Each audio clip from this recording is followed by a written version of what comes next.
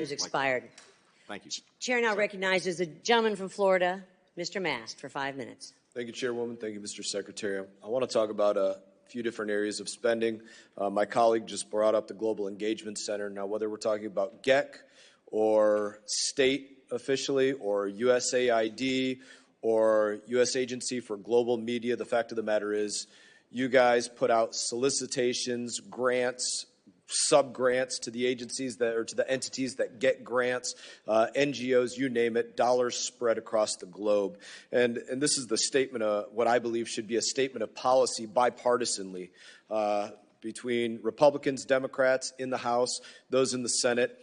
Until state, USAID, all those agencies start giving us notice of every one of those grants, sub-grants, solicitations, start giving us notice of every single one of them, we should not be giving you one more dollar.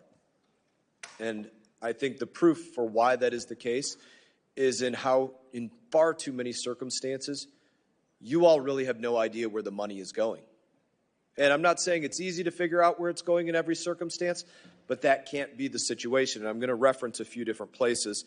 You have Naz sitting behind you here. We had a hearing for a couple hours here in this very room where we discussed just a $500,000 grant to expand atheism in Nepal. It was denied for a couple hours until we held up the actual solicitation for the grant. And then, of course, it was acknowledged that it did actually take place. And then we got a call a couple weeks later saying, oh, and by the way, the agency that we gave it to, they didn't even give us all of the information on it in the slides. It's just one example. I'm not going to hash it all out. But it's one example of you all didn't know where the money that you sent out there from the U.S. taxpayer was going. I was reading over the last 24 hours the special investigation into Afghanistan reconstruction, the CIGAR report, and looking at the amount of money that has gone directly to the Taliban. It's not a mystery. It's not something to argue about. It is a fact, money going directly to the Taliban that's gone out through all of these agencies that state works with, and specifically 144 partners were referenced in this CIGAR report. And when it talks about the 144 partners and the questions that they were asked, but of those partners, only 65 of them actually chose to answer to the Inspector General about where the dollars were going. The other 79 didn't even feel like they had to answer questions about where the U.S. taxpayer dollars were being spent. We saw it from the Pentagon just in the last day that on this massive pier that was built, that was worked on by you all, that none of the aid has yet made it to the people of Gaza yet. It's sitting in warehouses and other places. And again, it's just to the point that there is not nearly enough accountability, and we should be receiving every grant, every sub-grant, every awardee, every solicitation that should be sent through this body for review, whether in a classified or unclassified setting. Now, I do have a couple of questions on that. I spoke about the 79 grantees in part that did not respond to the CIGAR report, and I have a question about them.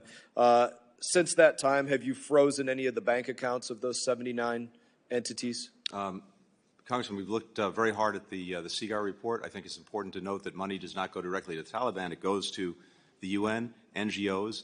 We've dedicated about $2 billion. So the people in Afghanistan. Now you're literally telling lies to the American people. These state dollars went directly to those that were solicited to do it, these implementing partners, as it's referred to, and they paid directly money to the Taliban. Sometimes they labeled it taxes. Sometimes they labeled it value-added taxes. Sometimes they labeled it a host of different things. But do not pretend that money did not go directly to the Taliban. It did not go directly to the Taliban. Let me, again, if you'll give me one chance to just lay this out very quickly.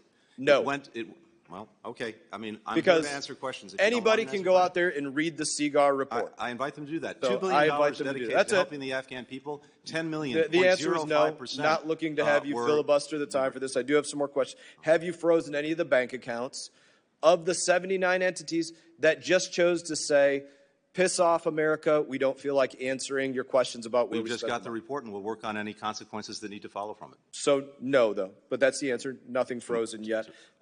Any shuttered offices or deregistration from lists of partners that you would work with? Again, I think this report came forward just a few days ago. We were obviously looking at it, working at it, and we'll see what steps need to be taken Good. to deal with it. Do look at that and do work on that. One other question here, and I will read a statement here.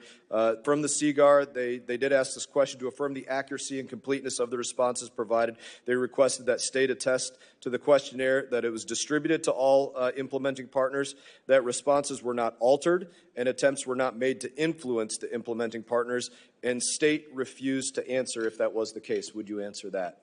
I'm certainly not aware of that. I'm happy to look into it. Thank you. Time has expired. The chair now